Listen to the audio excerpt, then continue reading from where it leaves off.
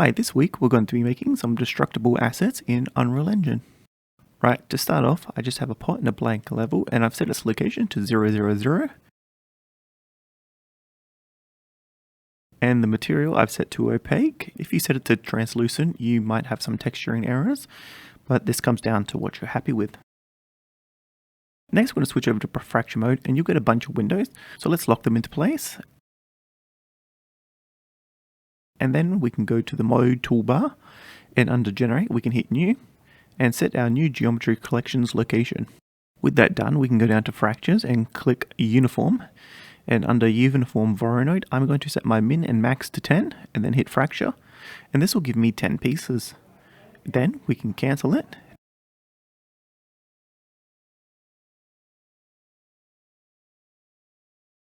Now under details, look at bone color and turn that off, and then we can see if our texture is still working correctly.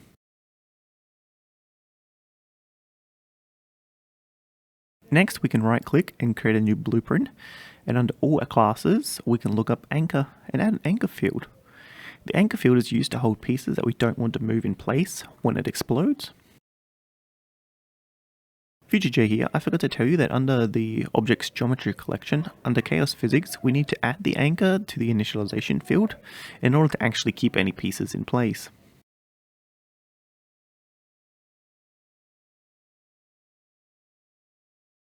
Next, we can add a new blueprint. This will be the master field. Now this field applies force to the mesh within the sphere.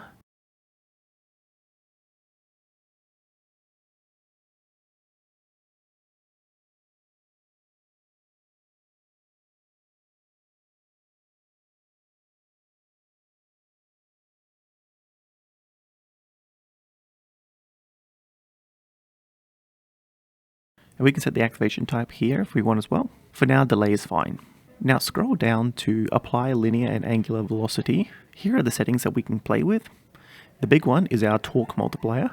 The higher this is, the more force we're going to get when it breaks apart. For my needs, I'm going to set my master field to be the center of my mesh so that it explodes outwards, and I'm going to set my torque multiplier to 10. And we can play this and see how it looks. Now, when we have this looking the way we want, we can click on the geometry collection and under actors, chaos, create a chaos cache manager.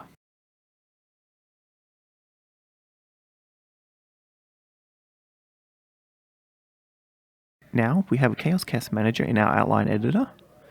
Because we've selected the mesh before we made this, it'll have the observed components already set up for us.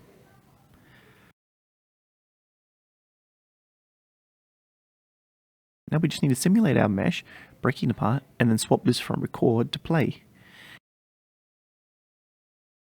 And then we can drop in a copy of our chaos cache collection. We can then play our level and we can see it play in front of us. Looking at this, we can see that we have some problems with our animation. So we can then go back to our manager and set this back to record and resimulate it breaking apart, and it'll automatically overwrite the old one.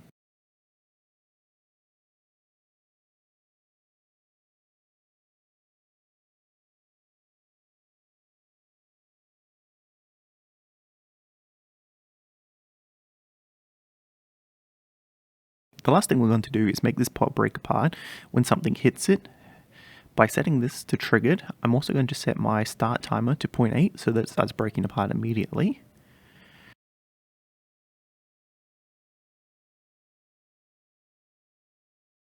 Next, add a trigger box and make sure it covers our mesh.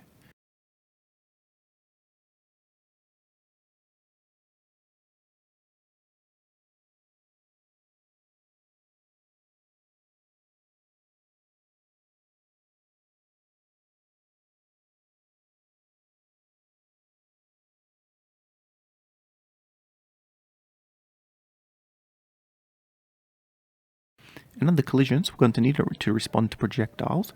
So let's set our collision preset to custom and turn that on.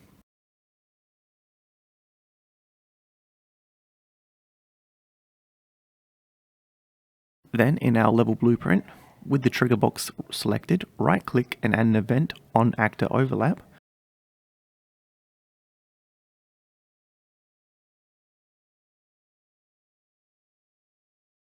And then we can select the cache.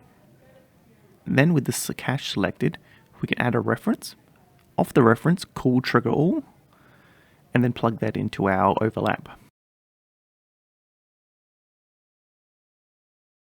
And with that, this little trigger is done. So now we can shoot this and see that it breaks apart, and it only affects the one that we currently have the reference for. But that'll bring us to an end. So thank you for watching, and don't forget to like and subscribe. Bye for now.